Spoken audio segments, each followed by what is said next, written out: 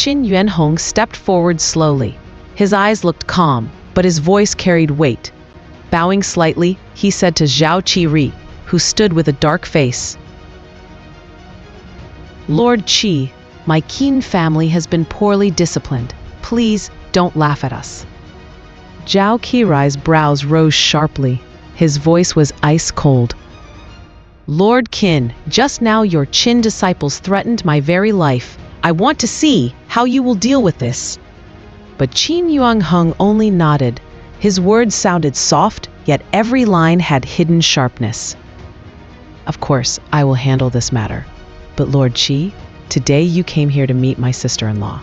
If this spreads outside, will it not damage your name? My Qin family still has urgent matters. We won't keep you any longer." Zhao Qi's pale face turned even whiter. His chest heaved with anger. At last, with a furious wave of his sleeve, he spat coldly. "Lord Qin, your prestige is great indeed. I will not forget today." He stormed out of the mansion, leaving behind only a chilling silence. But this storm was not over, only delayed. Qin Yuanhong turned to the nobles still standing around. His voice lashed like a whip. "And you? Do as you please here? Do you also want punishment?" Fear spread instantly. Nobles and servants rushed to escape, their footsteps echoing in panic. Even Madame Zhao, her face dark with fury, left. But before going, she threw a venomous glare at Qin Chen and his mother, Qin Yueqi. In her eyes there was hatred, and a promise of danger to come. Soon the courtyard was empty. Only Qin Yuanhong, Qin Yueqi, Qin Chen, and a few loyal servants remained. Yuanhong looked at the two corpses on the ground. To his surprise, there was even a trace of admiration in his voice. "Qin Chen, truly daring, you even killed." With a wave of his hand, he ordered, "Take the bodies away. Give their families 50 taels each. Tell them their husbands died loyal to the Qin clan." But inside the Qin family, death was never the end. It was the start of more chaos. After the bodies were carried away, Qin Yuanhong's gaze softened as it fell on Qin Yueqi. "Third sister, do you still blame me?" Her body trembled. She held back tears and whispered, "Yueqi does not dare. Yueqi does not dare." He sighed. "You know, when you left home carrying Qin Chen, the entire capital was shaken. The shame brought upon our Qin family was unforgettable. As head of the clan, I had no choice." But Qin Yueqi bit her lip. "It was my fault alone, not the Marquis." His face darkened. No need to talk about the past. Then he turned sharply to Qin Chen. "Today, I'll let this matter go. But in half a month, Tianxing College holds its great exam. You must awaken your blood before then. The nobility of this city must see that every son of the Qin family has strength, not weakness." With cold indifference, Qin Yuanhong left. But in his footsteps, danger was hidden. The courtyard grew silent again.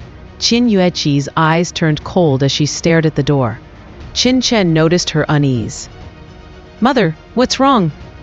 She quickly forced a smile. "Chener, nothing. You must be hungry. Rest. I'll prepare food." Once the proud eldest lady of the Qin clan, Qin Yueqi quietly moved to the outer courtyard. She lit a fire and cooked with practiced hands, clearly used to this life. Soon she brought back a bowl of steaming noodles.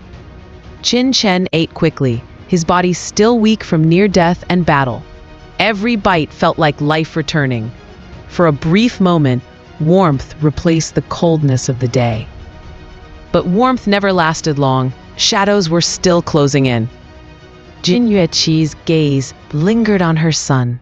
Her eyes were filled with love, hesitation, and sorrow. At last, she whispered, "Chener, you are still so young. There are truths I should not tell you." But you must hear. Your uncle is ruthless. Today he spared you, but that is not his nature. Remember his last words well." Qin Chen's eyes turned sharp. "Mother, you mean he only pretended to spare me? He waits until after the college exam when he can strike with reason?" Qin Yueqi was shocked by her son's insight. She could only nod. But Qin Chen smiled coldly, his voice firm. "Mother, don't worry, I will awaken. I will pass the exam. I will show them all." His vow was like fire in the dark, a fire that would soon clash with great storms. Qin Yueqi sighed in her heart. She knew at 16 the chance of awakening was almost impossible. But she forced her voice to stay strong. "Even if we leave the Qin family, I will protect us both." But Qin Chen's will was unshakable. His fists clenched, his gaze fierce. "Mother, don't be afraid. Even outside the clan, I will protect you. I will never let you suffer again. Wait for me, mother. I will create a miracle." For Qin Chen, this was not just survival. It was the first step toward a destiny that would shake the world.